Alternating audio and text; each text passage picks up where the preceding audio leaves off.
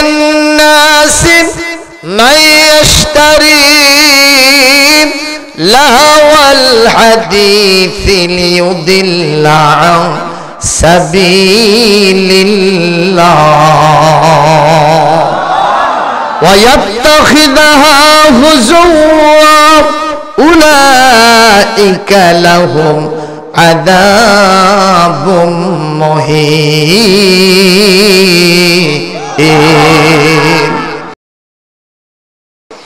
আল্লাহ রাব্বুল আলামিন বলেন এই পৃথিবীতে এমন কিছু মানুষ আছে ওরা আমার দেয়া টাকা পয়সা দিয়া ওরা গান বাজনা ক্রীড়া কৌতুক নাটক সিনেমা যাত্রার প্যান্ডেল এগুলো তারা কিনে নেয় কনসার্ট সঙ্গীত অনুষ্ঠান শুধু তাই নয় ওরা মদ জুয়া গাঁজা ফেন্সিডিল এগুলোর সাথে জড়িত হয়ে যায় যেই গান শুনলে মানুষের চরিত্র মাটির সাথে মিশে যায় এই রকম গান শোনাতে ওই মানুষেরা খুব বেশি পারদর্শী আমি আল্লাহ এগুলো হারাম করেছি যারা এর সাথে জড়িত তাদের চিন্তা থাকে কোরআন থেকে মানুষকে ডাইভার্ট করে নিয়া ওরা জাহান্নামের রাস্তায় পরিচালিত করবে আল্লাহর দল থেকে ফিরায়া শয়তানের দলে জয়েন করাবে আল্লাহ পাক বলেন এই লোকগুলি এগুলোকে খেলতামাশায় পরিণত করেছে করলে কি হবে আমি আল্লাহর কাছে এটা গুরুতর অপরাধ আমি কাল কিয়ামতে কঠিন ময়দানে আল্লাহ পাক তাদের জন্য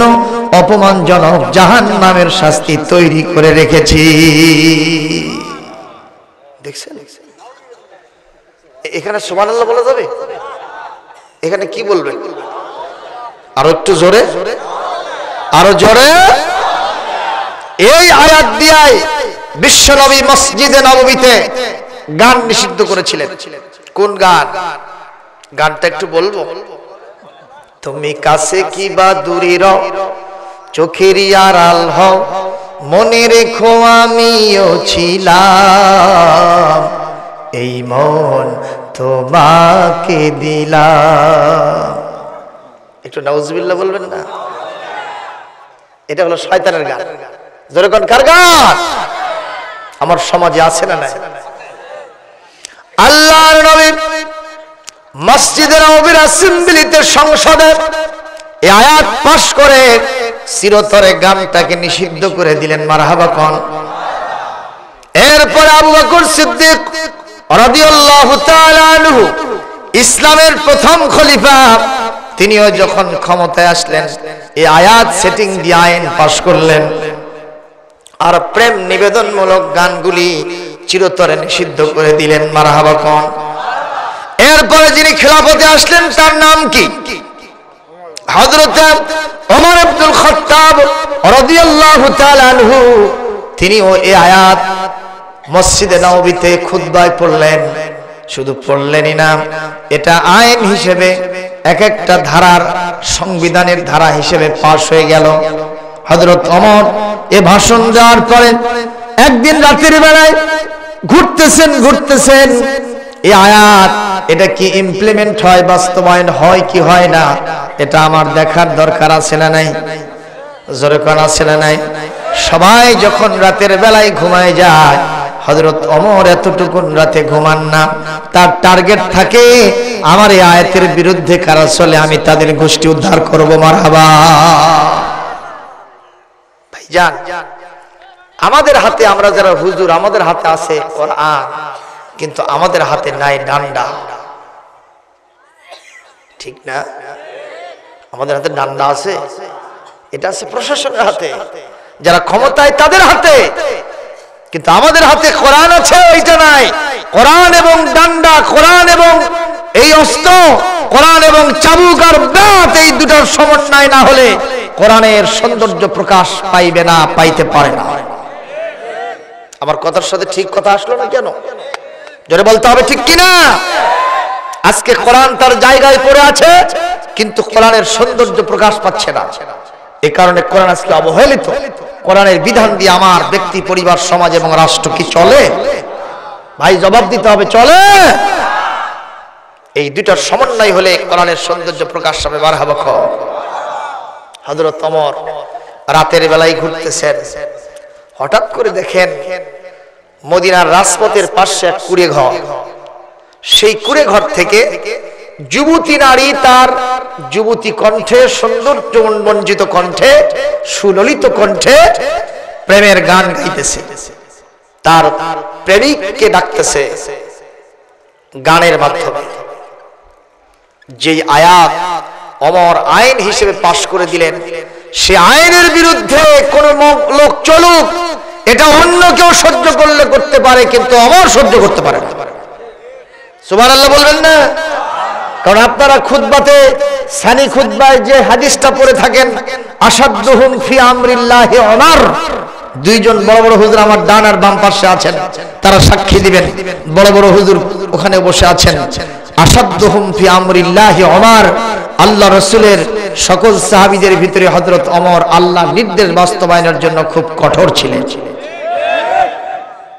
আল্লাহ বিরোধী, কোরআন বিরোধী কোন আইন কেউ বাস্তবায়ন করুক, সমাজের ভিতরে চলুক, এটা অন্য কেউ সহ্য করলে করতে পারে, ওমর সহ্য করতে পারে না। মারহাবা কও।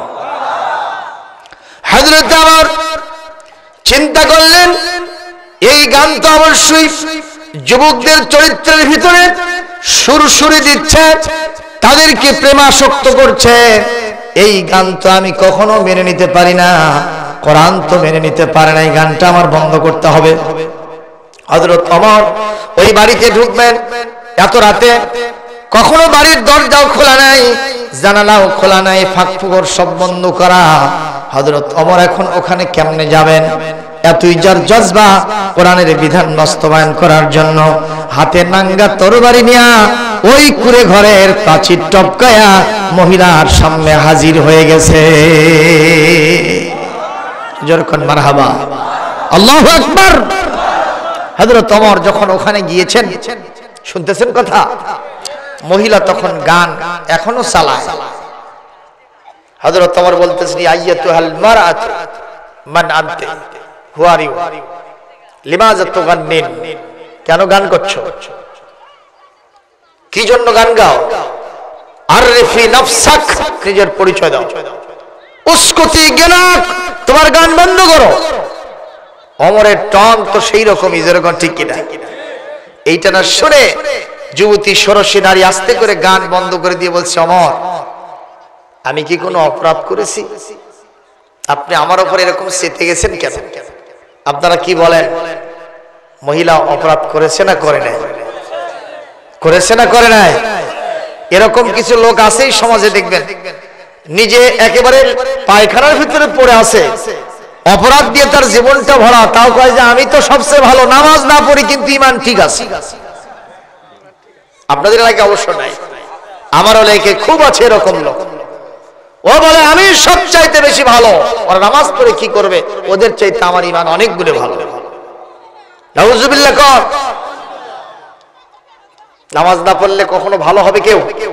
কোরআন সাক্ষী, ইন্নাস সালাতা তানহা আনিল ফাহশাই ওয়াল মুনকার, নামাজের মাধ্যমেই মানুষ ভালো হতে পারে। আপনারা কি নামাজ পড়তে রাজি আছেন? রাজি আছেন?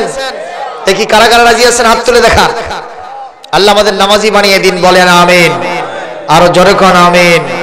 কিন্তু কিছু কিছু লোক আছে, তারা আবার এরকম স্লোগান মারতেছে, এ পানির তলে আগুন জ্বলে, পানির তলে আগুন জ্বলে, তবু আগুন নেভে না, আমার বাবার মুরিদ হলে নামাজ রোজা লাগে না। হু হু হু হু হু। কি এরকম ব্যাপার সেবার আছে না নাই?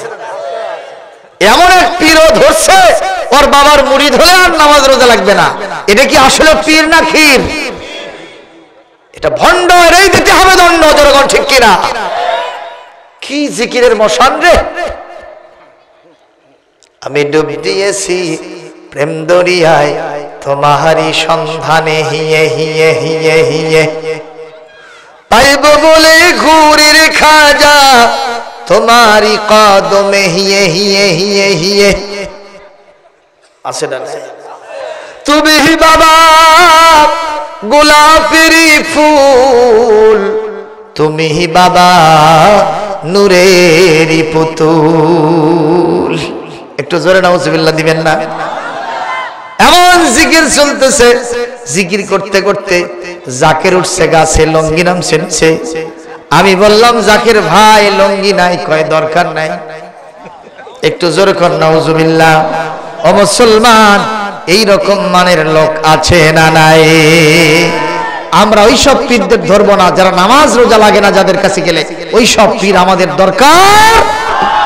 বিশ্বাস করে নামাজ না পড়লে, রোজা না করলে, আল্লাহর বিধান না মানলে ওই ব্যক্তি কখনো পীর হতে পারে না, পারে না, পারে না। তার ঠিকানা কোথায়? সবাই না বললে কিন্তু আল্লাহ বেজার হবে। তার ঠিকানা কোথায়?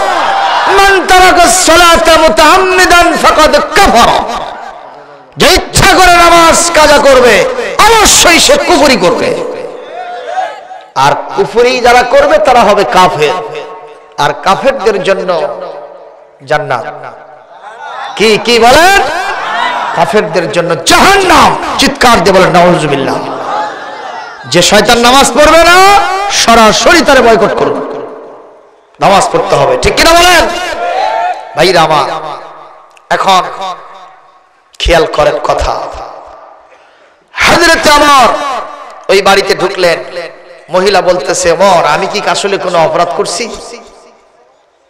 অপরাধ যে করছে সেটা কি তার ব্যাখ্যা দিতে হবে? ছাত্র জীবনে আমার গ্রামের বাড়ি থেকে আমি যখন আজিজুল হক বিশ্ববিদ্যালয় কলেজে পড়ি, তখন আমি শুনতেছেন কথা, তখন ইন্টারন্যাশনাল লোকাল বাসে যাতায়াত করতাম। ইন্টারন্যাশনাল লোকাল বাস কোনগুলা? যেখানে সেখানে দাঁড়ায়। এমনকি একজন লোক প্রস্রাব করতেছে, গাড়ি দাঁড়ায় দিয়ে যায়, বলে ভাই আপনি কি যাবেন? That is call international local bus. জোরে কোন আছে না নাই? তো এইরকম ইন্টারন্যাশনাল লোকাল বাসে চড়ছি। চৈত্র মাসের দিন ছিল, মানুষের গায়ে গায়ে লাগানো মানুষ, এতটুকুন তিন ধরনের জায়গা নাই, বাম্পারের সাথে ঝুলে আসি। ওই ভ্যাবসা গরমের ভিতরে একজন সিগারেট ধরেছে। কি ধরেছে? তো আরেকজন পাশে, আমি তো কিছু বলি নাই, আরেকজন পাশে ছিল, সে বলতেছে, আচ্ছা তুমি মানুষ না পায়জামা সেটা কও তো। ও তখন বলতেছে, ভাই এত চেতে গেছো কেন? আমি কি কোনো অন্যায় করছি? আপনারা বলেন, ওই লোকটা যে অন্যায় করছে তাকে ব্যাখ্যা দিয়ে বুঝাতে হবে? আবার অনেকে বলে, ভাই স্বাধীন দেশ, আমাকে বিড়ি খাইতে দেন। মানে ওর ভাবের, ওর কথার ভাবে বোঝা যায় এই দেশ 1971 সনে এক সাগর রক্তের বিনিময়ে স্বাধীন হয়েছে ওই বিড়ি খাওয়ার জন্য। জোরে কর নাউজুবিল্লাহ। এগুলো মানুষ না শয়তান? এই শয়তানদের সাথে থাকবেন না, বলেন আমিন। আমার ভাইরা, হযরত ওমর বললেন, না মহিলা, তুমি কি কোরআন শরীফের সূরা লোকমানের 6 নম্বর আয়াতটা জানো না, বোঝো না? এটা কি আমল করো না? মহিলা বলছে, আমার উপরে আপনি কখনো চেতবেন না, কখনো রাগ করবেন না। মদিনার মসজিদে আপনি যত খুতবা দিয়েছেন সবগুলো খুতবা আমার মুখস্থ। আপনি যেইটার কথা বলছেন এই আয়াত আমার মুখস্থ, এর ব্যাখ্যা আমার জানা, এর বিশ্লেষণ আমি জানা আছে, এর শিক্ষা আমার জানা আছে, তারপরেও গান গাও কেন? এই মহিলা, তুমি মহা অপরাধী। জবাব যদি ঠিক মতো না দিতে পারো, আমার তরবারি তোমার সাইজ করবে। বলেন আল্লাহু আকবার। গান গাওয়ার কারণে আপনার হিসাবে যদি আমার অপরাধ হয়ে থাকে, তাহলে আমার অপরাধ হয়েছে মাত্র একটা, গান গেয়েছি এটাই। কিন্তু এই গভীর রাত্রিতে আপনি আমার বাড়িতে ঢুকেছেন, আমি হিসাব নিকাশ করে দেখতেছি কোরআন হাদিসের বিরুদ্ধে অন্তত অপরাধ করেছেন আপনি একটা নয়, দুইটা নয়, অন্তত 4টা। ওমরের অপরাধ কয়টা? মহিলার অপরাধ কয়টা? আরো জোরে কর। বড় অপরাধী কে হলো? হযরত ওমর বলল, বাবা কয় কি রে? আমি আসামি ধরতে এসে আসামি হইলাম, তারপর দাগি আসামি? কি কথা ঠিক নেই? আমার অপরাধ 4টা আর মহিলার অপরাধ মাত্র। আবার মহিলা বলতেছে আপনি কোরআন হাদিস বিরোধী, তার মানে মহিলা বুঝাতে চায় আমি কোরআন এবং হাদিস দিয়ে দলিল দিয়ে দেখাবো আপনি 4টা অপরাধ করছেন। একটু জোরে আল্লাহু আকবার দিবেন না? ওমর যেন আকাশ থেকে পড়ে গেলেন। কানজুল উম্মাল নামে একটি কিতাব আছে, আসহাবে রাসূলের জীবন কথা এবং হায়াতুস সাহাবা, এই কিতাবের ভিতরে আমি এই ঘটনাটা পেয়ে গেছি। জোরে কোন আল্লাহু আকবার, আর জোরে কোন আল্লাহু আকবার। আবার জবাব চাই, ওমরের অপরাধ কয়টা? মহিলার অপরাধ কয়টা? শুদ্ধ রাজি আছেন তো? বাস এখানে রাখলাম। এই পর্যায়ে আমি রেসিটেশন ফ্রম দ্য হোলি কোরআন, কোরআনে কারীমের যে অংশ থেকে তেলাওয়াত দিয়েছি আপনাদের সামনে আলোচনা করার জন্য, আমি তার উপরে আলোচনা পেশ করতে চাচ্ছি। সম্মানিত ভাইয়েরা, আজকে আপনারা যেখানে মাহফিল করছেন আপনাদের সামনে কি আছে? জোরে বলেন, কি আছে? এটা আমাদের শেষ ঠিকানা নাকি মাল্টি স্টোরের বিল্ডিং করেছেন, গাড়ি বাড়ি নারীর মালিক হয়েছেন, সেই সুন্দর সাজানো গোছানো খাট পালঙ্ক পরিবেষ্টিত AC DC colour television deep fridge modern equipments for peace, শান্তির জন্য আধুনিক উপকরণ দিয়ে ভরপুর যে ঘরটা, নাকি সেখানেই চিরদিন থাকবেন? কোথায় আসবেন? আল্লাহ পাক কি বলেন? মিনহা খালাকনাকুম, বলেন মিনহা খালাকনাকুম ওয়া ফিহা নুঈদুকুম ওয়া মিনহা নুখরিজুকুম তারাতান উখরা। জোরে করে আল্লাহু আকবার। আল্লাহ রাব্বুল আলামিন বলেন, এই মাটি থেকে আমি তোমারে সৃষ্টি করেছি। কার কথা? এই মাটির ভিতরেই তোমারে আমি ফিরায় দিব। আল্লাহু আকবার। শুধু তাই নয়, ওয়ামিনহা নুখরিজুকুম তারাতান উখরা, আর এই মাটি থেকেই কাল কিয়ামতে আবার আমি তোমারে উঠায়া ফেলব। মুসলমান, এই আয়াতের তাফসীর, এটা সূরা তাহার 55 নম্বর আয়াত। আল্লাহ পাক নবী করিম সাল্লাল্লাহু আলাইহি ওয়াসাল্লাম বলেছেন, আমার সাহাবীরা তোমরা জেনে নাও, বুঝে নাও, শুনে নাও, আমি আবু বকর আর ওমর, আমরা তিনজন একই মাটি থেকে সৃষ্টি হয়েছি, আমরা তিনজন একই মাটিতে দাফন হব। মুসলমান, বন্দুকের গুলি মিস হতে পারে, কারেন্টের গতি ফেল হতে পারে, কিন্তু আমার সোনার নবীজির দোয়া কখনো মিস হতে পারে না। হজ যারা করেছেন তারা একটু হাত তুলেন তো, যারা হজ করেছেন। মসজিদে নববীতে গেছেন, সেখানে রাসূলের রওজা দেখেছেন? ওখানে কি শুধু রাসূলের রওজা আছে না আরো কেউ আছে? কে কে আছেন? হযরত আবু বকর আর ওমর রাদিয়াল্লাহু আনহুমা। জোরে কোন সুবহানাল্লাহ। আরো একটা জায়গা ফাঁকা আছে। নবীজি বলেছেন, আশরাতি ইয়াউমুল কিয়ামা, কিয়ামতের যতগুলি আলামত তার ভিতরে নজুল ঈসা আলাইহিস সালাম। ঈসা আলাইহিস সালাম আবার পৃথিবীতে আসবেন, তিনি ইসলামী রাষ্ট্র কায়েম করবেন, তামাম পৃথিবীর শিরক বিদআতগুলি সব মুছে ফেলে দিবেন। এক পর্যায়ে যখন তার ইন্তেকাল হবে, তিনি আমার রাসূলের পাশে এখনো এতটুকু জায়গা আছে, ওই জায়গাতে হযরত ঈসা আলাইহিস সালাম দাফন হবে। জোরে বলুন সুবহানাল্লাহ। ও মুসলমান, এইখানে যখন আমি যাব, তখন আমার সাথে কি আমার নেতা যাবে? জোরে বলেন। এখানে কি আমার বন্ধু যাবে? আমার বাপ মা যাবে? আমার সহায় সম্পদ যাবে? অবশ্য আমার যে পোশাক পরিচ্ছদ এগুলো যাবে নাকি? যাবে? কেউ যাবে না? কেউ যাবে না, কিন্তু কিছু তো যাইতে হবে, না গেলে খালি খালি কেমনে হবে? আল্লাহর নবী বুখারীর হাদিসে বলেন, ইয়াতবাউল মাইয়াতু সালাসুন।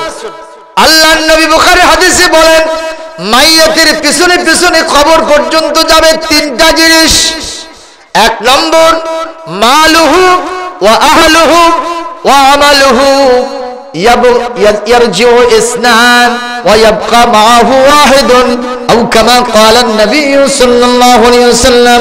আল্লাহর নবী বলেন, কবর থেকে কবর পর্যন্ত তিনটা জিনিস যাবে, তার কিছু মাল সম্পদ কবর পর্যন্ত যাবে, এরপরে তার আহাল পরিবার কবর পর্যন্ত যাবে, আর যাবে তারা আমল আখলাক। নবীজি বলেন দুইটা জিনিস কবর থেকে ফিরে আসবে, মাল সম্পদ ফিরে আসবে, আহাল পরিবার বিবি বাচ্চা আত্মীয় স্বজন কেউ থাকবে না, সব চলে আসবে। এই দুইটা ফিরে আসবে, একটা জিনিস কিয়ামত পর্যন্ত তার সাথে থাকবে। আওয়াজ দিয়ে বলেন সবাই, তার নামটা কি? কি থাকবে ভাইজান? আমল থাকবে। আজকে আমি আপনাদেরকে সে আমলটা দেওয়ার জন্য আয়াত তেলাওয়াত করেছি। তার মানে পৃথিবীতে আমার বন্ধু হতে পারে আওয়ামী লীগের লোকেরা, হতে পারে বিএনপির লোকেরা, আমার বন্ধু হতে পারে জাতীয় পার্টির লোকেরা, আমার বন্ধু হতে পারে আওয়ামী লীগ কি বলে আমেরিকা, আমার বন্ধু হতে পারে সেই ভারত, আমার বন্ধু হতে পারে ব্রিটেন, আমার বন্ধু হতে পারে ওই বড় ব্যবসায়ী, আমার বন্ধু হতে পারে বিরাট সচিব, আমার বন্ধু হতে পারে বিরাট এমপি, বিরাট মিনিস্টার, বিরাট প্রাইম মিনিস্টার, প্রেসিডেন্ট। কারোর সাথে বন্ধুত্ব রক্ষা হবে না, কেবলমাত্র আল্লাহর সাথে বন্ধুত্ব টিকে থাকবে। আল আখিল্লাউ ইয়াওমাইযিন বাদুহুম মিন বাদিন আদুউন ইল্লাল মুত্তাকিন। জোরে কর সুবহানাল্লাহ। সব বন্ধুত্ব ছুটে যাবে, কেবলমাত্র মুত্তাকিদের সাথে যে বন্ধুত্বটা থাকবে, আল্লাহর সাথে যে বন্ধুত্ব থাকবে, এই বন্ধুত্ব কিয়ামত পর্যন্ত টিকে থাকবে। সুবহানাল্লাহ। তাহলে আমরা বন্ধুত্ব করব কার সাথে? সবাই রাজি আছেন? দেখি দেখি কারা কারা রাজি আছেন আল্লাহর সাথে বন্ধুত্ব করতে? মাঝে মাঝে একটু হাত উঠায় দেব, আপনাদেরকে একটু কষ্ট হবে, যেহেতু ঘুম ধরবে তো রাত 12টার পরে অবশ্যই ঘুমের চাপটা বেড়ে যাবে। এটা কোরআনে আসছে, জাআলনা নাওমাকুম সুবাতা, রাতের বেলায় তোমাদের ঘুম দিয়েছি, সারা দিনের ক্লান্তি আর শান্তি থেকে দূর হয়ে যাবে। যখন আল্লাহু আকবার। এই জন্য মাঝে মধ্যে একটু আওয়াজ দেব, যদি আওয়াজ না দেন তাহলে কিন্তু আমি আবার বুঝবো যে আপনারা ঘুম পাড়তেছেন। কি আপনারা জিন্দা আছেন? জিন্দা আছেন না মুর্দা গেছেন? খেয়াল করেন, আল্লাহর সাথে বন্ধুত্ব যদি করতে হয় আমাদের কি করতে হবে আর তার ফলাফলই বা কি হবে, আজকে আমি সে আলোচনাটা নিয়ে আসছি। আল্লাহ পাক কোরআন শরীফের 10 নম্বর সূরা 11 নম্বর পারা সূরা ইউনূসের 62, 63, 64 এই তিনটি চারটি আয়াতের ভিতরে আল্লাহ পাক একজন মানুষ যদি আল্লাহর সাথে বন্ধুত্ব করতে চায় তার মাত্র দুইটি বৈশিষ্ট্য এবং কোয়ালিটি লাগে। এই দুইটি বৈশিষ্ট্যের ভিত্তিতে আল্লাহর সাথে তার মজবুত বন্ধুত্ব হবে, এর মাধ্যমে কিয়ামতের কঠিন ময়দানে সে জান্নাত পেয়ে যাবে। সুবহানাল্লাহ। আল্লাহ রাব্বুল আলামিন বলেন, আলা ইন্না আউলিয়া আল্লাহ, নিশ্চয় যারা আল্লাহর ওলি হবেন, লা খাউফুন আলাইহিম ওয়ালা হুম ইয়াহজানুন, তাদের জন্য কোনো ভয় নাই, তাদের জন্য কোনো চিন্তার কারণ নাই। আল্লাহর ওলিরা যদি কবরে যান, মওতের সময় আজরাইল যখন আসবে, আজরাইলের বিবর্ত চেহারা দেখে তার কখনো ভয় পাওয়া লাগবে না। মুসলমান জবাব দেন, আজরাইল আলাইহিস সালামের চেহারাটা কি আমার আপনার মতো সুন্দর চেহারা? নিঃসন্দেহে সুন্দর, কিন্তু যদি কাফের ফাজের ফুজ্জারের রূহ কবজ করতে আসে, তার চেহারার চাইতে ভীতিকর চেহারা আর কারো হবে না। ঠিক কিনা বলেন? আবু সালমান একটু আকৃতি বলি, আমার রাসূলের ইন্তেকালের সময় আজরাইল আলাইহিস সালাম যখন আসলেন, এসে আমার নবীর বাড়ির সামনে দাঁড়ায় সালাম দিচ্ছেন, আসসালামু আলাইকুম ইয়া রাসূলুল্লাহ, আসসালামু আলাইকুম ইয়া হাবিবাল্লাহ, আসসালামু আলাইকা ইয়া বাইতান নবুওয়াত, আসসালামু আলাইকা ইয়া বাদার রিসালা। এইভাবে বারবার রাসূলকে সালাম দিচ্ছেন। সঙ্গে সঙ্গে আমার রাসূল এটা শোনার পরে মা খাতুনে জান্নাত ফাতিমাতুজ জাহরা রাদিয়াল্লাহু তাআলা আনহাকে বললেন, ইয়া উম্মি, ও আমার কলিজার টুকরা মারে, উনজুরি মান আলাল বাব, দেখো তো কে আমারে দরজার উপরে ডাকতে থাকে। হযরত মা খাতুনে জান্নাত বাবার নির্দেশ পেয়ে যখন দেখতে গেলেন, ওখানে দেখার সাথে সাথে তিনি আল্লাহু আকবার করে উঠেছেন, আব্বাজি আমি দরজার উপরে এমন একটা মানুষকে দেখেছি, আর আলাল বাবে শাখসান মুহাদা,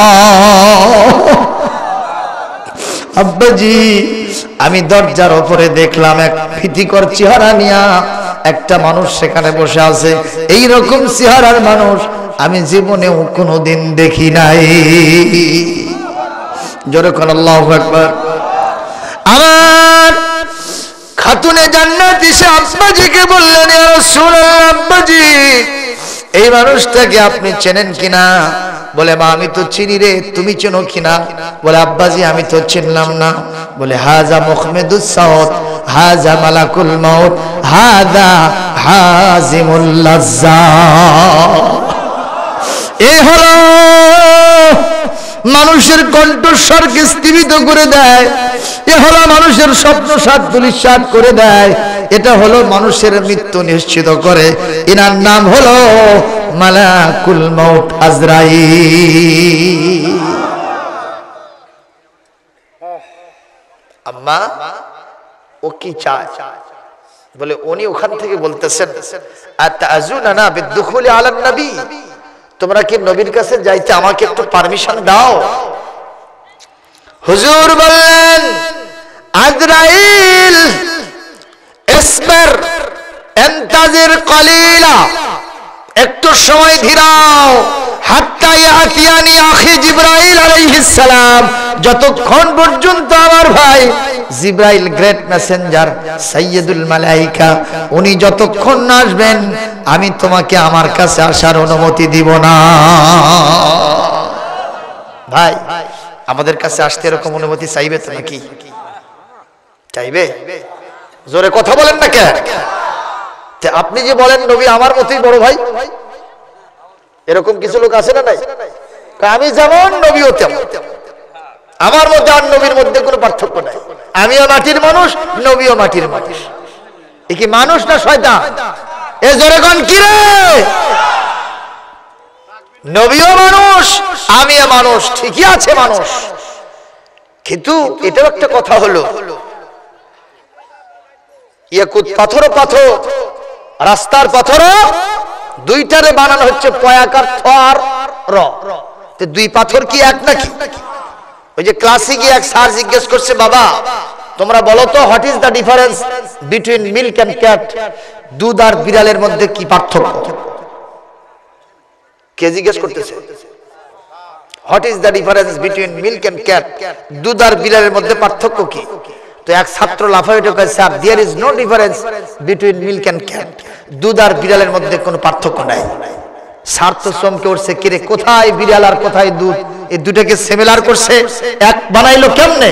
বাবা ব্যাখ্যা দাও। কয় স্যার এমনি স্যার হইছেন, বোঝেন না তো? স্যার চমকে উঠছে, কি কয় রে, ছোট মুখে বড় কথা, বাঁশের চেয়ে কুঞ্চি মোটা। জোরে কোন ঠিক কিনা? এই বাবা তুমি কি বুঝাতে চাও? স্যার জানেন না বিড়ালেরও ছানা হয়, দুধেরও ছানা হয়। বিড়ালের ছানা আর দুধের ছানা, দুই ছানা কি একই ছানা? এর জোরে কোন একই ছানা? ওই দুটাকে একই বানাচ্ছে, 6 আকার 9 আকার বানান যে একই। আজকে আপনাদের গ্রামে জামাইজি আসে নাই? বিআই বিয়ার ভরপুর না? আচ্ছা তাদেরকে কি বিড়ালের ছানা দিয়া আপ্যায়ন করানো যাবে? কি দিয়ে করবে? দুধের ছানা, সুমিষ্টি, একটু দধি। সরে বলেন কথা ঠিক কিনা? তো আমার নবীও মানুষ, তুমিও মানুষ, দুইটাকে এক বানাইলে কেমনে? আমার নবীর কাছে এসে আজরাইল অনুমতি চাচ্ছে জান কবজ করার জন্য, আল্লাহু আকবার। আর তোমার আমার কাছে আজরাইল জীবনে কোনোদিন অনুমতি চাইবে না। তাহলে নবী আর আমি কি এক হইলাম? এই জোরে বল, এক হইলাম। লিয়াকত আলী আর জুতার কালি, 7 তলার 5 তলা, কি কথা বলেন না কেন? আল্লাহ রাব্বুল আলামিন কোরআন কারীমের সূরাতুল কাহফ 109 নম্বর আয়াতে বলেন, কুল ইন্নামা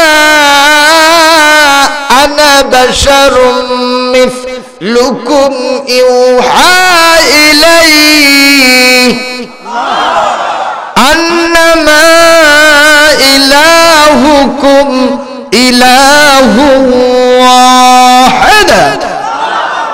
জোরে করে আল্লাহু আকবার। আমার আল্লাহ পাক বলেন, নবী হে আপনি বলে দেন আমি কেবলমাত্র তোমাদের মতোই একজন মানুষ, তবে তুমি আর আমি এক নয়, আমি ওহী দিয়ে পরিচালিত হই। সুবহানাল্লাহ দিলেন না? তাহলে কি এক হইল? আমার নবীর ভুল হয় না আর আমাদের জন্মের ভুল হয়, কথায় কথায় ভুল হয়, কিন্তু নবীদের কোনো ভুল নয়। নবুয়তের আগেও মাসুম, নবুয়তের পরেও মাসুম, নবীরা বেগুনাহ। যেরকম সুবহানাল্লাহ। কষ্ট হচ্ছে ভাইজান? এক পর্যায়ে হযরতে রাসূল বললেন, ভাইজান জিবরাইল আসার আগ পর্যন্ত তোমাকে আমার কাছে আমি আসতে দেব না। এইরকম ভাবে একটু ওয়েটিং। ফামাকাসা গায়রা বাঈদ, একটু সামান্য সময় ওয়েটিং থাকার কারণে একটু সামান্য সময় আপনারা এদিকে তাকান। 1 ঘন্টা চলে গেছে, আর 1 ঘন্টা কথা বলবো। ও মুসলমান, খুব মনোযোগ দিয়ে কথা শুনেন। জিবরাইল আলাইহিস সালাম রাসূল সাল্লাল্লাহু আলাইহি ওয়াসাল্লাম যখন আলাপচারিতে আছেন, ইন দা মিন টাইম শাহ করে এসে তিনি সালাম দিচ্ছেন, আসসালামু আলাইকা ইয়া রাসূলুল্লাহ, আসসালামু আলাইকা ইয়া হাবিবাল্লাহ, ইন্নাল্লাহা ইয়াকরাউকা সালাম। নবী হে, মহান আল্লাহ আপনার জন্য সালাম বলেছেন। সুবহানাল্লাহ বলেন। শুধু তাই না, আমার পক্ষ থেকে আপনার উপরে সালাম শান্তি বর্ষিত হোক। নবী হে, আজকে একজন নতুন ফেরেশতা নিয়ে আসছি। পেছনের দিকে তাকায় দেখেন, নজর করে দেখেন, ওই আজরাইল আলাইহিস সালাম আসছেন। বলে নতুন ফেরেশতা কেন নিয়ে আসলেন? বলে ইনি এমন একজন পাওয়ারফুল ফেরেশতা, কারো কাছে যাইতে অনুমতি লাগে না, কিন্তু আল্লাহ পাক বলে দিয়েছেন, আজরাইল রে, আমার নবীর কাছে যখন যাইবা অনুমতি প্রার্থনা করবা, আমার নবী যদি অনুমতি না দেয় অবশ্যই তোমাকে ফিরে আসতে হবে। আজরাইল আলাইহিস সালামকে হুজুর বললেন, আজরাইল লিমাদা জিতা, তুমি কেন আসছো? আজরাইল বললেন 2টা কথা। যেরকম কয়টা? ইন্নী জিতুকা যায়রাও ওয়া কাবিদা। আল্লাহু আকবার। এই কথাগুলি কি হাদিসে আছে না নাই? সবগুলো হাদিসের কথা। ইন্নী জিতুকা যায়রাও ওয়া কাবিদা, আমি আপনার কাছে আসছি 2টা কারণ। একটা কারণ হচ্ছে আমি আপনার সাথে দেখা করার জন্য আসছি, আর 2 নম্বর কারণ হচ্ছে আমি আপনার রূহটা কবজ করতে আসছি। তবে আল্লাহর পক্ষ থেকে আমাকে নির্দেশ দেওয়া হয়েছে, আমার সোনার নবী যদি রূহ কবজ করার জন্য অর্ডার দেন, যদি অনুমতি দেন, তাহলে রূহ কবজ করবা। আর যদি নবী অনুমতি না দেন, তুমি আমার কাছে আবার ফিরে আসবা। হুজুর বললেন, একটু ধীরাও, আমি জিবরাইলের সাথে কিছু কথা বলে নেই। ভাই জিবরাইল, ও ভাই জিবরাইল, আমি যদি অনুমতি না দেই ফিরে যাবে ঠিকই আছে, কিন্তু আমি তো অনুমতি দিবই, কারণ আপনি বলেছেন ইন্নাল্লাহা লামুশতাকুন ইলাইকা, আল্লাহ পাক আপনার জন্য ইন্তজার করতেছে। সুবহানাল্লাহ। আমার নবীজি বললেন, ভাই মানলে উম্মতি মিন বাদি, আমি তো চলে যাব রে, আমার এতিম উম্মতের জন্য কে থাকবে? কে আমার উম্মতকে পরিচালনা করবে?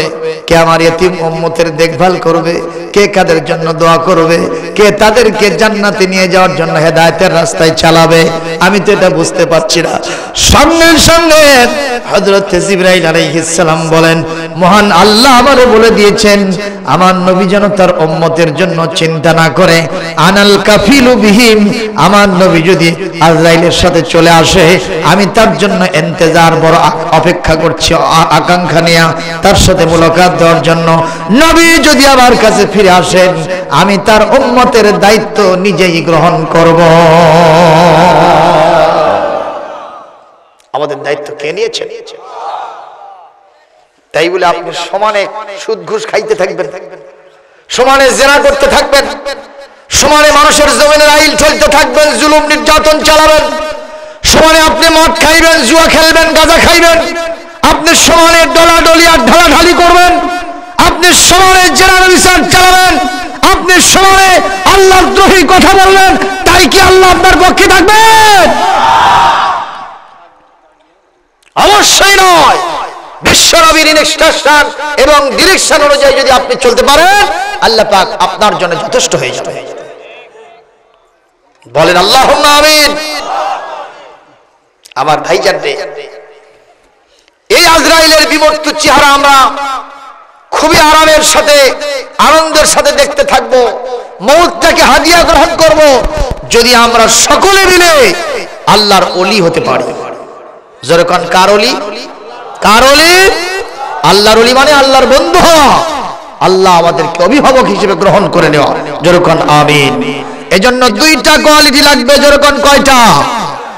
এক নম্বর কোয়ালিটি হলো আল্লাযীনা আমানু,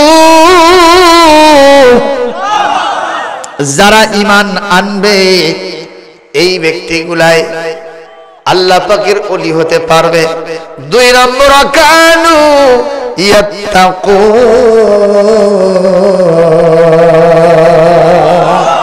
এই মানুষগুলি সকল কিছুর চাইতে যত প্রকারের বাহিনী থাক, যত প্রকারের ভয় থাক, সকল ভয়ের ওপরে আমি আল্লাহর ভয়কে, তাকওয়াকে তারা প্রাধান্য দেবে। এই মানুষগুলোর জীবনে, দুনিয়ার জীবনে তাদের জন্য শুভ সংবাদ আছে। কাল কিয়ামতের কঠিন ময়দানে আমি আল্লাহ তাদের জন্য শুভ সংবাদের ব্যবস্থা করেছি।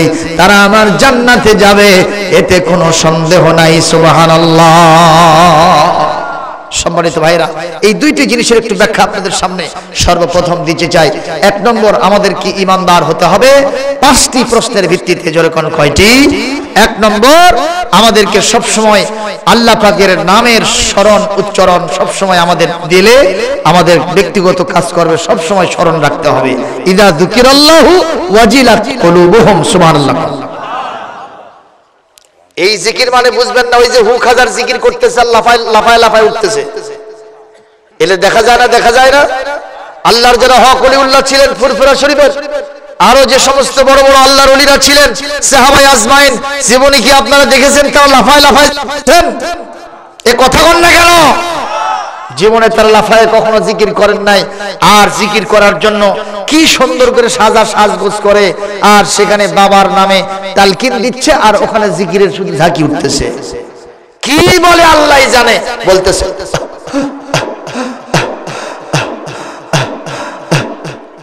কি এটা? ফেরেশতারা বলতেছে আল্লাহ খাতা কলম নিয়ে রেডি, ওই কি কয় বুঝতে পারতেছি না, কি লিখবো? আল্লাহ বলতেছেন তোরা তো দূরের কথা, আমি আল্লাহ ওদের স্রষ্টা, ওরা কি বলে আমি নিজেই বুঝতে পারছি না।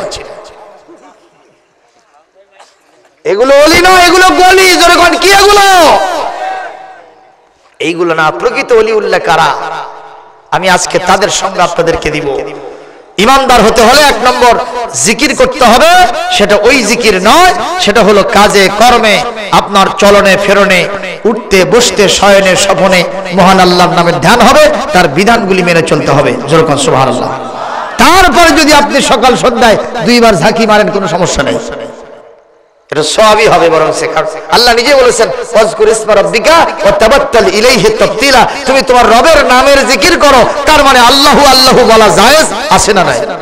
আমার ভাইরা, দুই নম্বর, ওয়া ইযা তুলিয়াত আলাইহিম আয়াতুহু যাদাতুহুম ঈমানা, তাদের সামনে যখন কোরআনের আয়াত তেলাওয়াত করা হয়, তেলাওয়াত শোনার আগে, কোরআনের আলোচনা শোনার আগে ওদের ঈমান যত কম ছিল, তেলাওয়াত শোনার সাথে সাথে, কোরআনের আলোচনা শোনার সাথে সাথে একটা ঈমান দ্বিগুণ চতুর্গুণে বেড়ে গিয়া ফুলে ফলে সুশোভিত হয়ে যায়। এই মানুষ আল্লাহর জন্য, দ্বীনের জন্য, কোরআনের জন্য জান দিতেও পরোয়া করে না। দেখেন না মা সুমাইয়ার ইতিহাস, শুনতেছেন কথা?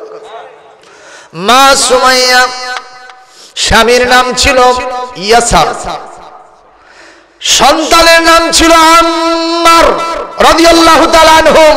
সুবহানাল্লাহ।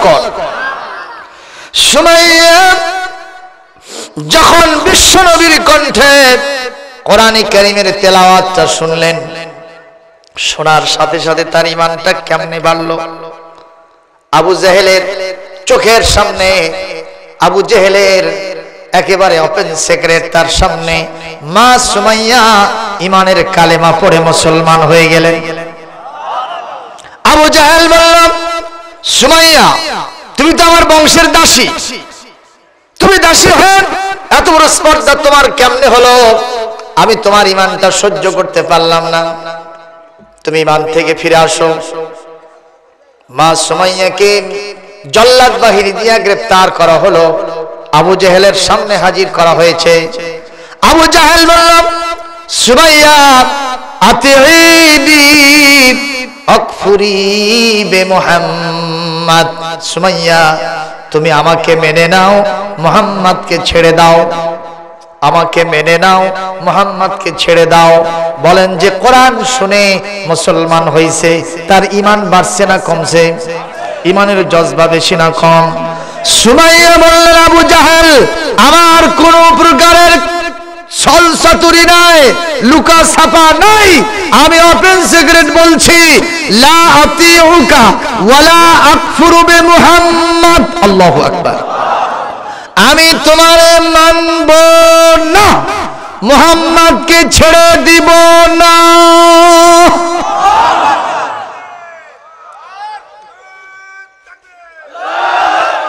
বিষয়টা কি সোজা না কঠিন? আপনার গ্রামে মেম্বার আছে নাকি? কোন গ্রামে আছে? যে গ্রামেই থাক, মেম্বার সাহেব যদি একটা বিচার সালিশে বসে কারো ব্যাপারে একটা সিদ্ধান্ত দেয়, আর ওই মজলিসে যদি সে দাঁড়িয়ে বলে আমি তোমার বিচার মানি না, তাহলে মেম্বার ওরে ছেড়ে দেবে? কথা কন না কেন? ছেড়ে দেবে না। চেয়ারম্যানের সামনে যদি বলে শাস্তি আরো বেশি, এমপির সাহেবের সামনে যদি বলে আরো, মিনিস্টার মন্ত্রীর সামনে বললে, এসপি সাহেবের সামনে বললে, প্রধানমন্ত্রীর সামনে বললে আরো বেশি। আবু জাহেল কিন্তু মেম্বার ছিল না, আবু জাহেল শুধু চেয়ারম্যান ছিল না, আবু জাহেল শুধুমাত্র এমপি মিনিস্টার ছিল না, আবু জাহেল প্রধানমন্ত্রী ছিল, সরকার প্রধান ছিল মক্কার গভর্নমেন্টের। ঠিক কিনা বলেন? লেজিসলেটিভ পাওয়ার, সকল কিছু ক্ষমতার মূল কেন্দ্রবিন্দু ওই টাইমে ছিল আবু জাহেল। আবু জাহেল বলছে, তুমি যখন আমার মুখের সামনে বলেছো আমি তোমারে মারবো মানবো না, মুহাম্মদকে ছাড়বো না, আমি তোমারেও ছাড়বো না। নাউযুবিল্লাহ। হাদিস শরীফে এসেছে, মা সুমাইয়ার জীবনী গ্রন্থ যদি আমরা পড়ি, মা সুমাইয়ার শারীরিক আকৃতি কেমন ছিল? দাঈফাতান ফিল জিসমে ওয়া কাবিয়াতান ফির রূহি ওয়াল ঈমান। মা সুমাইয়ার শরীরটা ছিল পাতলা, ফিনফিনা খিনখিনা পাতলা মানুষ, আর তার রূহ ছিল, তার ঈমানটা ছিল পাহাড়ের চাইতে অটল অবিচল। আপনারা বলেন মনের শক্তি বেশি না দেহের শক্তি বেশি? জোরে বলেন কোনটার শক্তি বেশি? আমি যে মসজিদে ইমামতি করি বগুড়া শহরের ঠনঠনি এলাকায় পপুলার ডায়াগনস্টিক সেন্টার, গেছেন কিনা আপনারা? ঠনঠনিয়া, ওটা 12 তলা ভবন। এই 12 তলা ভবন আমার মসজিদের পাশেই অবস্থিত। পূর্ব পাশে আমার মসজিদ আর পশ্চিম পাশে হলো পপুলার ডায়াগনস্টিক সেন্টার।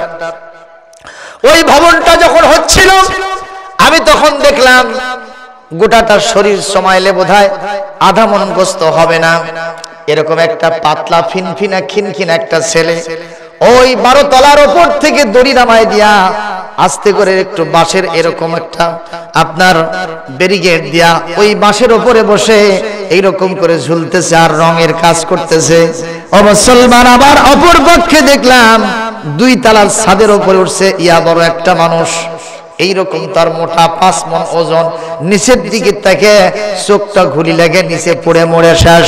আর ছোট্ট লোকটা যার শরীরে আধা মণ গোস্ত হবে না, সেই ছেলেটা রঙের কাজ করতেছে 12 তলা ভবনে ওই বাঁশের সাথে রশির সাথে ঝুলে ঝুলে। আমার মন বলল দেহের চাইতে মনের শক্তিটাই বেশি। কথা বল না কেন? অনেক মানুষ আছে দেখবেন পাতলা ফিনফিনা খিনখিনা, ওই মাছওয়ালা কাকড়িওয়ালা সাপ হাতের সাথে পেঁচায় নিয়ে ঘোরে, খেলা দেখা আছে না? আবার অনেক এমন ভীতু লোক আছে ওর সামনে একটা দড়ি ফেলে দিচ্ছে, দড়ি অথবা ইনি সাপ ওই 2 মাইল আগে দৌড়ছে, তারপরে কয় বাবা কি হচ্ছে রে।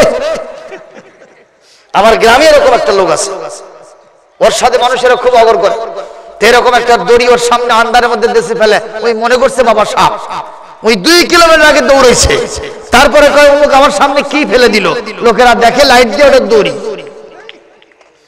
তাহলে আপনারা বলেন মনের শক্তি বেশি না দেহের শক্তি বেশি? সুমাইয়ার কিসের শক্তি বেশি ছিল? ইমানের শক্তি, মনের শক্তি। জনগণ ঠিক কিনা? আমার ভাইরে, আবু জাহেল বলল তোমার সোজা গায়ে শোধ দেব না। এই জল্লাদেরা ওরে আষ্টে পৃষ্ঠে বেঁধে ফেলো। বান্দা শুরু হয়েছে, এখানে স্বামী, এখানে সন্তান, সামনাসামনি বাচ্চা। হাজার হাজার জনতাকে ডিক্লারেশন করা হয়েছে তোমরা আসো। কোরআন শুনে মুসলমান হয়েছে যে মেয়েটা, তার পরিবারকে কেমনে শাস্তি দেখায়, কি মজা দেখায় সেটা দেখে যাও তোমরা। সবাই দৌড়ে আসছে, আলো হাল ছাড়ছে, পোয়াতি ছোল ছাড়ছে, দেখবে সুমাইয়ার শাস্তিটা কেমন হয়। কষ্ট হচ্ছে আপনাদের? ভাইরা একটু শোনেন আর একটু চোখের পানি ফেলান। ইমানের শক্তি, কোরআনের এই অন্তরের ভিতরে কোরআন প্রবেশ করলে কিরকম শক্তি হয় আমি সেটা আপনাদেরকে বলছি। মা সুমাইয়া যখন তাকে বাধা হয়েছে, 2 চোখের পানি ছেড়ে দিয়ে আমার আল্লাহর কাছে কান্দে আর বলতে থাকে রব্বানা আফরিক আলাইনা সাবরান ওয়া তাওয়াফানা মুসলিমিন। আল্লাহ আবু জাহেল আমাকে যেভাবে বেঁধে ফেলেছে, মনে হয় আমাকে মারতে মারতে জমিন থেকে বিদায় করে দেবে। আমি বিদায় হয়ে যেতে পারি। কোরআন শোনার কারণে আমার অন্তরের ভিতরে যে জজবা পয়দা হয়েছে, ইমানের যে বর্ধিত অংশটা আমার ভিতরে এসেছে, আমি কখনো আবু জাহেলের কাছে বশ্যতা স্বীকার করব না, আপনার নবী মুহাম্মদকে অস্বীকার করব না। আল্লাহ তাআলা যখন তার নির্যাতনের পরিমাণ বেড়ে যাবে, আমারে আপনি ধৈর্য দান করবেন। শুধু তাই নয়, যখন মারা যাব মুসলমান হয়ে শাহাদাত যেন বরণ করতে পারি, কবুল করে না। মুসলমান আবু জাহেল বলল জল্লাদেরা দেরি করো না, সুমাইয়ার শরীরে যে বোরকা আছে বোরকাটা খুলে ফেলো টেনে হেসড়ে। জোরে কর নাউজুবিল্লাহ। মুসলিম মহিলা সব সহ্য করতে পারে, কিন্তু তার শরীরের যে হেজাবটা আছে, পোশাকটা আছে, এইটাতে যদি কেউ হাত দেয় তার কলিজার মধ্যে আগুন ধরে যায়। কিন্তু আজকে দুঃখজনক, মুসলিম মহিলারা, এমন কিছু মহিলা আছে এরা হেজাবই পরে না, পর্দাই করে না। পর্দা আছে জানালাতে, পর্দা আছে দরজায়, কিন্তু মহিলার গায়ে পর্দা নেই। আছে এরকম মহিলা? আপনাদের এলাকায় বোধহয় নাই। মহিলারা এখন যে পোশাক পরে, পোশাকটা হলো জাঙ্গা মার্কা। জোরে কোন কি মার্কা? এক লোক হজ করে এসে মাথায় টুপি দিছে, এমন একটা জুব্বা পরছে অনেক বড়, আবার পায়জামা পরছে একেবারে নিচে ছেড়ে গেছে, টাকনু ছেড়ে গেছে। বলেন এটা কি জায়েজ না না জায়েজ? এটা হারাম। তো লোকেরা বলতেছে চাচা আপনার মাথা মুসলমান, গাও মুসলমান, কি পাও মুসলমান হবি না? কয় বাবা কি বুঝাতে চাও বুঝলাম না। কয় যে টাকনুর নিচে যে পায়জামা গেছে এর 4 আঙ্গুল না কাটলে এটা না জায়েজ, হারাম হবে। কিয়ামতে আল্লাহ রহমতের নজর দিয়ে তাকাবেন না। শুধুমাত্র তাই না, আপনি অহংকারী হবেন, এই অংশটুকু জাহান্নামে যাবে। কয় বাবা আর বলা লাগবে না, দেরি কর। বাড়িতে গিয়া ওনার স্ত্রীকে বলছে সালেহা, লোকেরা আমাকে খুব গালি দিচ্ছে, তুমি আমার পায়জামার নিচ থেকে একটু 4 আঙ্গুল কেটে দিবে? আমি একটু ব্যস্ত আছি ঝাড়ঝাটা নিয়ে, ওইখানে রাখো, আমি আসতেছি। মহিলা মানুষের কাম তো শেষ হয় না, ঠিক কি না? স্বামী কোনো কাজের কথা বললে ওনার কোনো কাজ শেষ হয় না, অনেক দেরিতে স্বামীরটা চান্স পায়। কি ঠিক বললাম কিনা? অবশ্য আমার মায়েরা হয়তো মন খারাপ করতেছে, হুজুর শুধু আমাদেরকে গালি দেন কেন? না মা, কিছুক্ষণ পর আপনাদের পক্ষে আমি আসিতেছি। হ্যাঁ বাইরে, এখন মুরব্বীর বেটা বাইরে ঘুরতে গেছে, ঘুরে এসে দেখে এখনো ওনার ঝাড়ঝাটা শেষ হয়নি। বেটার বক কয় মা, বেটার বক করছে মা তুমি আমার পায়জামার নিচ থেকে 4 আঙ্গুল কেটে দিবা, তোমার শাশুড়িকে বললাম কাজটা করলো না। তো বলছে আব্বা ভাতের পাতির চুলার উপরে, যদি ভাত চাউলে হয় কিংবা পুড়ে যায় আপনার হকন আপনার বেটার পেট। এটা তো বিরাট ব্যাপার। কাজে আমি ভাতের পাতিল নামায়া আপনার পায়জামার নিচ থেকে 4 আঙ্গুল সাইজ করব, ওখানে আস্তে করে রাখেন, আমি আসতেছি। মুরব্বির বেটা বাইরে ঘুরতে গেছে, ঘুরে এসে দেখে এখনো বেটার বউয়ের ভাতের পাতিল নামেনি। রাগবাগ বেশি না কম? এখন এই ইয়েটা আপনার এই পায়জামাটা ব্যাগের ভিতরে উঠায় নিয়ে টেইলার্সে যাচ্ছে, দর্জির কাছ থেকে গামছা। তো কলেজ পড়ুয়া মেয়ে কলেজে গিয়েছিল, বিকেলবেলা ট্রেন থেকে নেমে আস্তে করে বাড়ির দিকে যাচ্ছে। বাপের সাথে সামনাসামনি দেখা, আব্বা where are you going? Oh my dear father, ইয়া বিল মুহতারাম আইনা তাযহাবু, আব্বা কোথায় যাচ্ছেন?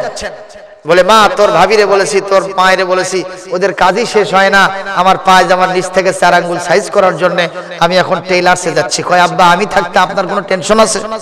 চলেন রিটার্ন বাড়ির দিকে, আমি আপনার এটা সারবো, ওরা না করে না করে। বাড়িতে যে বলতেছে আব্বা সেই সকালবেলা খেয়ে গেছি, এখন পর্যন্ত পেটে কোনো খাবার যায় নাই, আমি একটু খাইয়ে নিই, আপনারা ঘুরে আসেন, ওই জায়গাতে রাখেন। যারে বলে সেই বলে বাকি, আর বাকি কাজ জানো, বাকি কাজ কি? মুরব্বির বেটা বাইরে যখন ঘুরতে গেছে, কেবলই ওর মায়ের কাজ শেষ হয়েছে, ওর মা এসে আস্তে করে 4 আঙ্গুল মাপে দাও দিয়ে কাটিছে, কাটে ওই জায়গায় রেখে দিছে। এই কথা আবার বেটার বউ জানে না। বেটার বউ ভাতের পাতিল নামে আসেই কোনো কথা নাই, বিসমিল্লাহ ছাড়াই 4 আঙ্গুল মাপে কাশি দিয়ে কাটিছে, সিলাই করে ওই জায়গায় রেখে দিছে। যেরকম কত আঙ্গুল গেল, আরো যেরকম ইতিমধ্যে যে 12-8 আঙ্গুল চলে গেছে, এই কথা আবার বেটি জানে না। বেটি এখন ভাত খেয়ে আসে প্লাস 100% মহব্বত আর ভালোবাসা নিয়ে ওই দাও নেয়নি, কাশিও নেয়নি, বিসমিল্লাহ ছাড়াই 4 আঙ্গুল কাটছে কেসি দিয়ে। 3-4 কত আঙ্গুল গেছে? এটা কি আর পায়জামা আছে? দ্যাট ইজ কল জাঙ্গা। এর নাম হলো হাফ প্যান্ট, এর নাম হলো জাঙ্গা। জোরে কোন ঠিক কিনা? আজকে আমাদের মায়েদের অবস্থাও ঠিক এই রকম হয়েছে।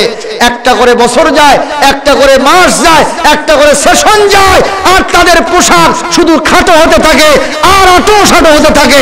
লিপস্টিক মার্কা, পেট পিট বের করা, হাই হিল পরে ট্যাপ ট্যাপ করে রাস্তায় হাঁটে, শয়তান পেয়ে বসেছে, জাহান্নাম ছাড়া উপায় থাকবে না। জয় বলেন ঠিক কিনা?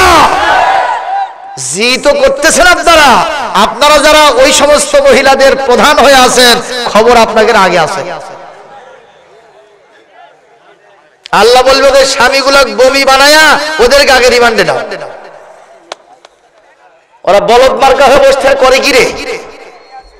কি কথা অসুবিধা হচ্ছে আপনাদের? এর নাম হলো জাঙ্গে মার্কা পোশাক। আজকে আমাদের মায়েরা বোন এরকম পোশাক পরে ঘুরতেছে। ভাইরা, অবশ্য গ্রাম বাংলায় এরকম ব্যাপার সেবার নাই, শহর বন্দরে এই যে শীতকালে মহিলারা তা অন্তত জামা কাপড়গুলো টাইট ফিটিং হোক, একটু শীতের কাপড় মোটা সোটা পরতো। এই যে যখন শীতকাল চলে যে এখন গরমকাল আসতেছে, আপনারা হয়তো যারা সাধারণ মানুষ হয়তো মার্কেটে যাবেন, কিন্তু আমরা হুজুর রাস্তায় নামা কঠিন হয়ে গেছে, মার্কেটে তো যাওয়ার স্বপ্নই দেখতে পারি না। মনে হয় যদি যেতে চাই চোখ দুটো খুলে থুয়ে যাওয়ার পারলে ঠিক হয়। কি চাচা ঠিক না? ঠিক। এই জন্য আমাদের অবস্থাটা অত্যন্ত খারাপ হয়েছে। কোরআনের বিধান প্রতিষ্ঠিত না থাকার কারণে এই সমাজের অবস্থাটা করুণ হতে চলেছে।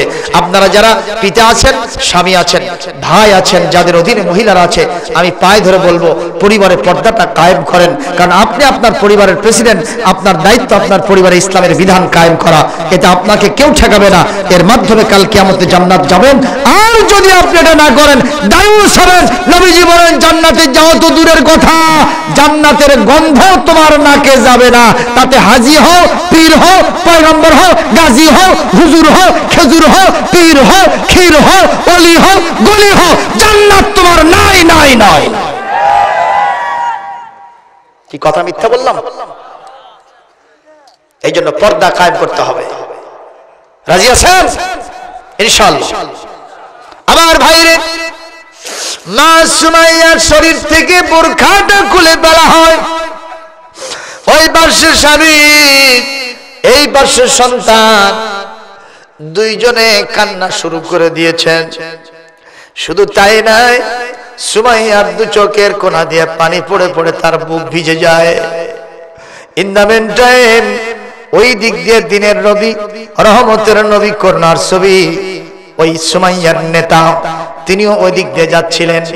যখন দেখছেন সুমাইয়ার পুরো পরিবারকে ঈমান আনার জন্য আষ্টে পৃষ্ঠে বেঁধে তাদেরকে নির্যাতন করা হচ্ছে, আমার সোনার নবীজি আল্লাহর কাছে হাত তুললেন। কার কাছে হাত তুলে বলেন, আল্লাহ, আমার হাতে পাওয়ার নাই, আমার হাতে ক্ষমতা নাই, যদি ক্ষমতা থাকতো আবু জেহেলকে একটা থাপ্পড় মেরে ওখান থেকে বিদায় করে দিয়া সুমাইয়াকে আমি উদ্ধার করতাম। মুসলমানদের পাওয়ারের দরকার আছে না? পাওয়ার না থাকলে তার পিছনে একটা পিঁপড়াও হাঁটে না। কি কথা বল না কেন? পাশাতল থেকে সিয়ারটা সরে গেলে ওই লোকের সাথে আর কেউ নাই। দেখতেছেন না আমাদের দেশের অবস্থা? স্যার এটা আছে, তার সব আছে। এটা আল্লাহ আমার চাইতে কম বোঝেন না।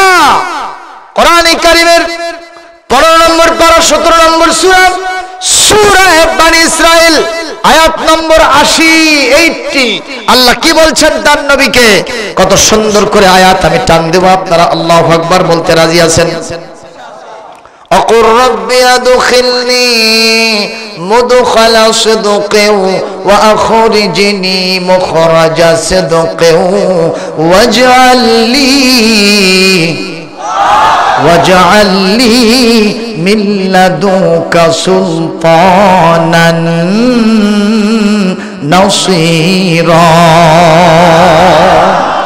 আল্লাহ রাব্বুল আলামিন বলেন, নবী হে, কাবার ভিতরে যে শয়তানগুলো ঢুকছে ওখানে লাত মারা ধৈর্য উজ্জা হবল সহ 360টা মূর্তি ওরা স্থাপন করেছে। এই মূর্তিগুলো যদি আপনি বিদায় করতে চান আপনাকে পাওয়ারফুল হতে হবে। আল্লাহু আকবার কোন। এখন আবু জাহেল, আবু লাহাব, উতবা, সাইবা ওরা এখন ক্ষমতায় আছে। আপনি যদি একটা মূর্তির হাত বিকলাঙ্গ করে দেন, একটু আসুর দেন, সঙ্গে সঙ্গে ওরা আপনাকে শেষ করে দিবে। এই নবীজি এই মুহূর্তে তাহলে আপনি এখন আমার কাছে দোয়া করেন, হে আল্লাহ, সত্যের সাথে মদিনায় ঢুকায় নেন, আর সত্যের সাথে আপনি মক্কা থেকে বের করে নেন, আর আপনার পক্ষ থেকে আমার জন্য একটা প্রতিষ্ঠিত রাষ্ট্র শক্তি দান করেন। বলেন মারহাবা। ও মুসলমান, রাষ্ট্র শক্তির জন্য আমার নবীকে দোয়া শিখায় দিয়েছেন কে? আর কিছু কিছু হুজুরেরা কয় যে মোল্লারা কেউ যাবি না, নাউজুবিল্লাহ।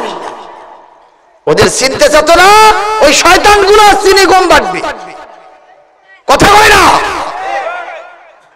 চিনি গম বাটার দায়িত্ব হযরত ওমরের উপর ছিল কিনা?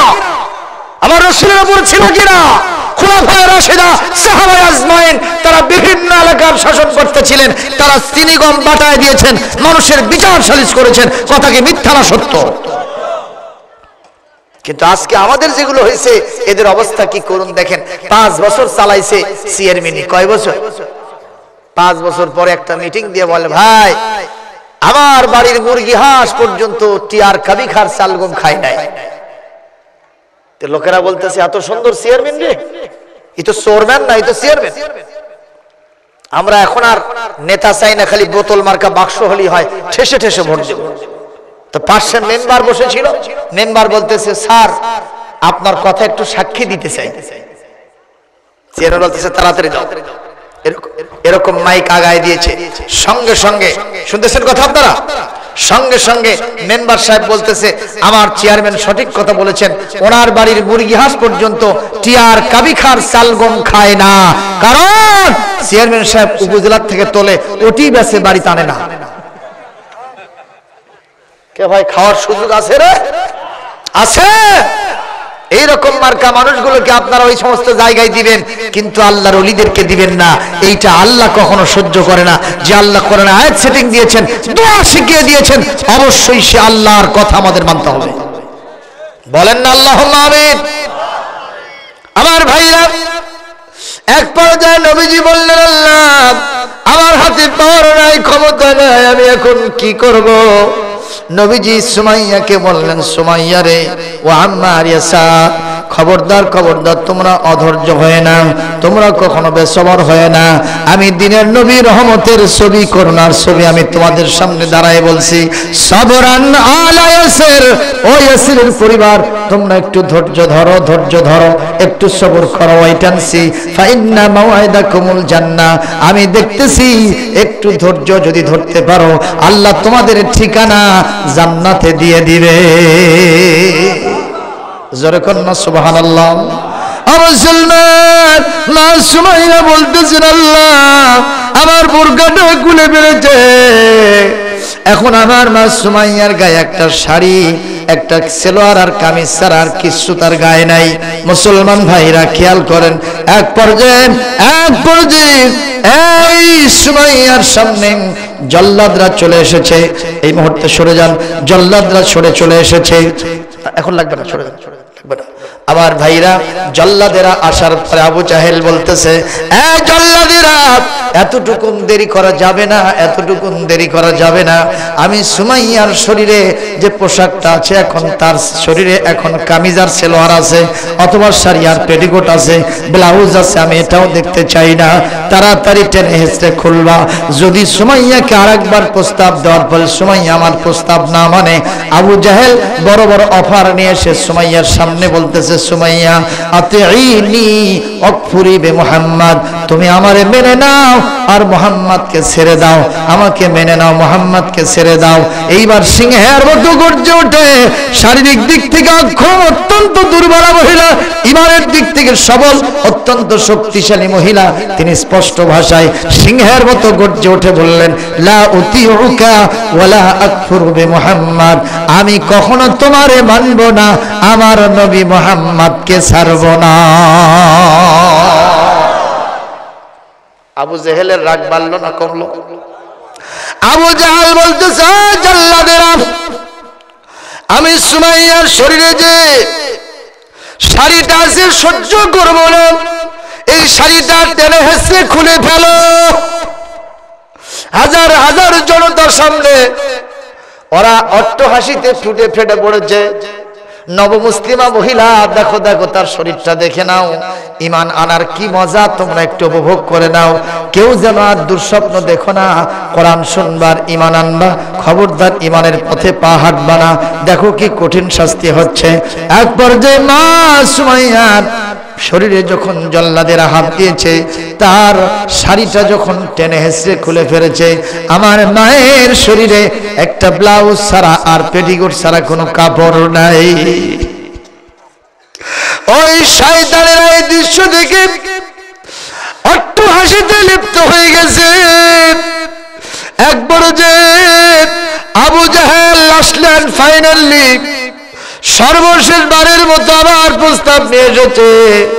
নিয়ে এসে বলতেছে, রে সুমাইয়া, এটা আমার সর্বশেষ আলটিমেটাম, তুমি যদি আমার কথা অনুযায়ী চলো, আমি তোমাকে অনেক বড় মর্যাদা দান করব, আমি তোমার সমস্ত পোশাক আশাকগুলি খুলে দিব, কিন্তু আমার কথা অনুযায়ী যদি তুমি না চলো, তাহলে আক্তুলুকা কামা তুকতালুল হাইয়াতু ওয়াল হাশারাত, কীট পতঙ্গকে যেমন পিষে পিষে জমিন থেকে শেষ করে দেওয়া হয়, আমি তোমাকে ওইভাবে জমিন থেকে বিদায় করে দেব। মুসলমান জোরে বলেন নাউজুবিল্লাহ। আমার আল্লাহর কি ক্ষমতা সেই সময় ছিল না? কথা কয় না। আমার আল্লাহর কি ক্ষমতা ওই সময় ছিল না? কিন্তু আল্লাহ ক্ষমতা দেখালেন না কেন? What is cause? অনেকে কয় হুজুরদের পক্ষে আল্লাহ নাই, কয় না? কয় না? হুজুরদের পক্ষে যদি আল্লাহ থাকে তো সব শেষ হয়ে গেল, কিছু কয় না কে আল্লাহ? সুমাইয়ার চাইতে হুজুরদের ঈমান বেশি, এই কথা কন না কেন? সুমাইয়ার চাইতে, আম্মার ইয়াসারের চাইতে, খাব্বাব খুবাবের চাইতে, ওই সমস্ত বড় বড় বিলালের চাইতে, সুহাইব রুমির চাইতে হুজুরদের ঈমান বেশি না। আল্লাহ পাক তাদেরকে নির্যাতনের শিকার করেছেন, কিন্তু তাৎক্ষণিক সাহায্য দেন নাই। আল্লাহ ঈমানের পরীক্ষা নিতে চান। আমি উদাহরণ হিসেবে বলি, একই বাড়ি পাশাপাশি, একজন যাচ্ছে মসজিদে ঈশার নামাজ পড়তে, আরেকজন যাচ্ছে যাত্রা দেখতে। দিনটা ছিল আষাঢ় মাসের দিন, রাত, আষাঢ়ে বর্ষণ, বৃষ্টি হয় না? হয় না? কথা কন না কেন? বৃষ্টি হয়ে রাস্তাটা পিচ্ছিল হয়ে গেছে। যে ব্যক্তি ঈশার নামাজ পড়তে মসজিদে গেল, ঈশার নামাজ পড়ে আস্তে করে বের হয়েছে, রাস্তায় পা দেওয়ার সাথে সাথে খালি সড়ক। কি হয়েছে? খালি পড়ে যায় না, পিছলা পরে জেলের মধ্যে পাও যায়, পাওটা হাঁটুটা ভেঙে গুড়গুড়া। কি কথা বুঝতেছেন আপনারা? এখন ও বাড়িতে আসছে, দুইজনের কান্দের উপরে ভর করে, বাড়িতে এসে খালি আল্লাহ বাঁচাও আল্লাহ বাঁচাও এরকম আহাজারি আছে না নাই? এখন ওই রাত 2টার সময় যাত্রা দেখে আসছে। কি দেখে আসছে? যাত্রা তো কি হয় বুঝতে পারছেন, উলঙ্গ ডান্স। এগুলো দেখে 2টার সময় যখন বাসায় ফিরে আসছে, শুনতেছেন কথা, এসে আর বউকে জিজ্ঞেস করতে, কে ওই বাড়িতে আহা হা করতেছে কে? কয় যে ওই যে আব্দুল্লাহর বাপ আব্দুল করিম মসজিদে গিয়েছিল এশার নামাজ পড়তে, রাস্তার মধ্যে পিছলে পড়ে ওর পাওটা হাঁটুটা ভেঙে গেছে ওই ড্রেনের ভিতরে পড়ে, এই জন্য আহাজারি করতেছে। কয় সত্যি তো তাই হবে রে, মানাই কর্ম কবরে যাত্রা দেখতে যায়। কি দেখতে যায় মানে ওর ভাবখানা কি আপনি বুঝতে পারছেন তো? ওর ভাবখানা যে আমি নিজে হক পথে আছি, ও যদি হক পথে থাকে তাহলে ওই রাস্তা পড়ে গিয়া ওর পা ভাঙবে করে।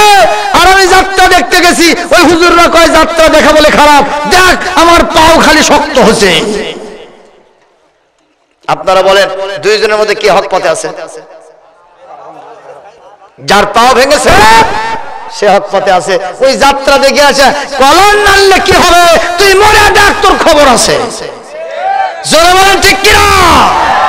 মুসলমান এখান থেকে কি বুঝবেন? আল্লাহ রাসূল হাদিসের ভিতরে বলেছেন, হুফফাতিল জান্নাতু বিল বাকারহে, জান্নাতের রাস্তাটা কণ্টকা কীর্ণ কাঁটা দিয়ে বিছানো আছে। এই রাস্তায় গেলে কাঁটা ফুটবে, কাঁটার আঘাত সহ্য করতে হবে। জাহান্নামে যাবেন, হুফফাতিন নার বিশ শাহওয়াত, জাহান্নামে যাবেন কিচ্ছু করা লাগবে না, খালি ডলাডলি আর ঢালাঢালি। শয়তান 100 মাইল গতিতে, কোনো সমস্যা নাই, বিনা হিসেবে জাহান্নামে।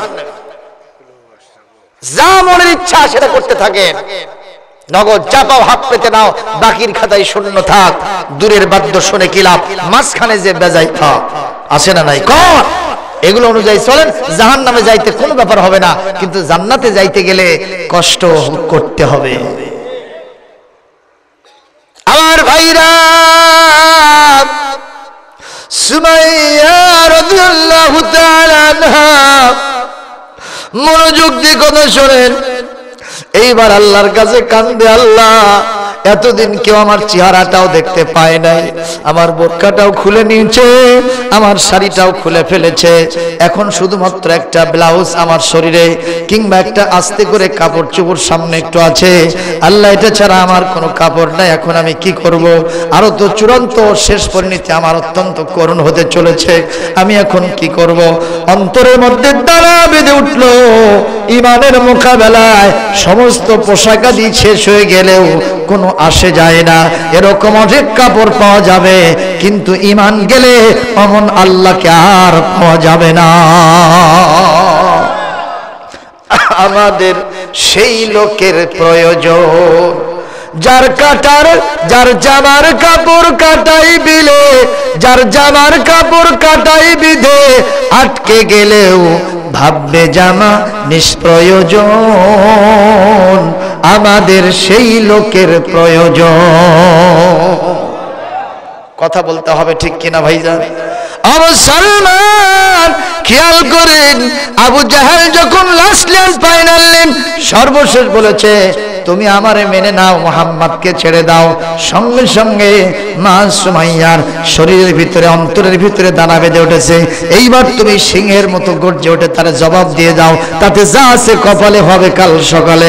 মা সুমাইয়া বলেছেন, লা উতিউকা ওয়ালা আকফুর বে মুহাম্মদ, আমার জান যদি চলে যায়, প্রাণ যদি চলে যায়, আমি তোমারে মানব না, আমার জানের নবী, প্রাণের নবী মুহাম্মদ রাসূলুল্লাহকে আমি ছাড়ব না। আবু জাহেল জল্লাদদেরকে বলল, জল্লাদেরা, সুমাইয়ার গায়ে কোনো সুতা পরিমাণ জিনিস দেখতে চাই না। তাউযুবিল্লাহ। এই জল্লাদের এসে ওখানে স্বামী বান্দা, এখানে সন্তান আম্মার এসার বান্দা। এক পর্যায়ে জল্লাদেরা মা সুমাইয়ার শরীর থেকে টেনে হেসড়ে ব্লাউজ, পেটিকোট সব খুলে ফেলেছে। হাজার হাজার কাফের বেদিনরা এই দৃশ্য দেখে অট্ট হাসিতে লিপ্ত হয়ে গেছে। ওখানে স্বামী দুইটা চোখ চেপে ধরেছে, সন্তান তার দুইটা চোখ চেপে ধরেছে। আল্লাহ, এই নির্যাতনার সহ্য করতে পারি না। মা সুমাইয়া জিন্দা অবস্থায় যেন বেহুশ হয়ে গেছে। কারণ একজন মুসলিম মহিলা অন্তত একটা পুরুষের সামনেও তার স্বামী ছাড়া তার ইজ্জত কখনো বের করতে পারে না। জোরে বলতে হবে কথা, ঠিক কিনা? আমার সাল্লাল ভাইরা, এক পর্যায়ে আবু জাহেল যখন দেখলো তার শরীর আর সুতো পরিমাণ কাপড় নাই, এবার সে বলতেছে, দেখো দেখো এ সুমাইয়া, তোমার ঈমান আনার, কোরআন শোনার তোমার মজাটা কেমন আমি দেখায় দিচ্ছি। কথা বলে একটা বর্ষার তরবারি এরকম করে চোখা করে নিয়া মা সুমাইয়ার দিকে অগ্রসরমান হতে থাকে। এক পর্যায়ে আসিয়া যেমন আল্লাহর কাছে দোয়া করেছিলেন, সূরাতুত তাহরিমের 11 নম্বর আয়াতে আল্লাহ পাক স্পষ্ট উল্লেখ করেছেন, রব্বিবনিলি ইনদাকা বাইতান ফিল জান্নাতে ওয়া নাজ্জিনি মিন ফিরআউনা ওয়া আমালিহি ওয়া নাজ্জিনি মিনাল কওমিজ জালিমিন।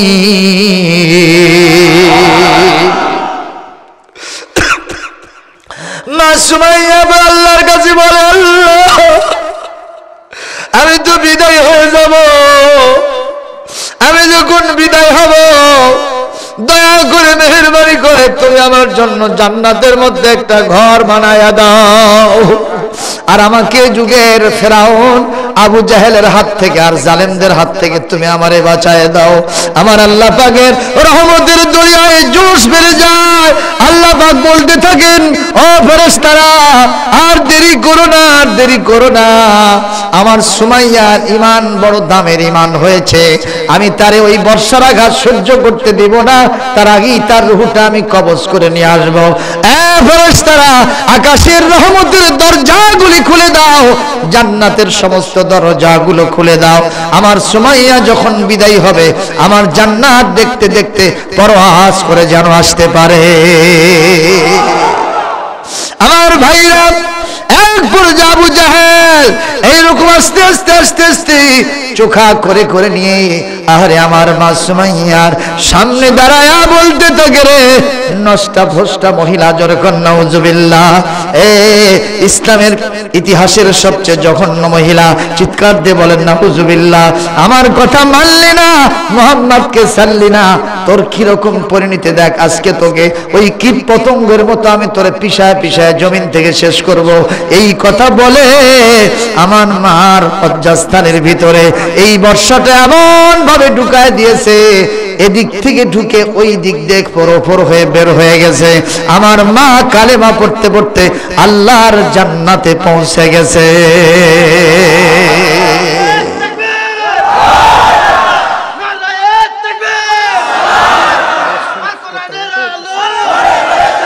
আমার ভাইরা, সুমাইয়াকে আবু জাহেল মারতে পারে, আম্মারে সারকে মারতে পারে, খুবাইব খাব্বাবকে মারতে পারে, বিলাল এবং ওই সমস্ত সুহাইব রুমিকে মারতে পারে, কসম আল্লাহর, কিন্তু কোরআন এখন পর্যন্ত আছে না নয়? এইরকম ইতিহাস যারাই সৃষ্টি করবে তারাই নিশ্চিহ্ন হবে, কিন্তু কোরআনে কারিম কিয়ামত পর্যন্ত থাকবে। ওয়াদা কার এখনো আছে না? আমার নবী আছেন নাকি আবু জেহেল আছে? কে আছে? আমার নবী আছে, আবু জেহেলের নাম নিশানা মুছে গেছে। এখানে যদি কেউ থাকেন একজন হাত তুলে দেখান তো, ফেরাউন নাম কার? হাত তুলে। আছে কেউ? গোটা বাংলাদেশে কেউ আছে? গোটা বিশ্বে কেউ আছে? ওই নাম কেউ রাখতে চায় না। কিন্তু যদি বলি মুসা, কে কে আছে? এখানেও থাকতে পারে। দেখি একজন হাত তুলেন তো, মুসা। ওই যে দেখো, ওই যে দেখেন একজন মুসা হাত তুলছে।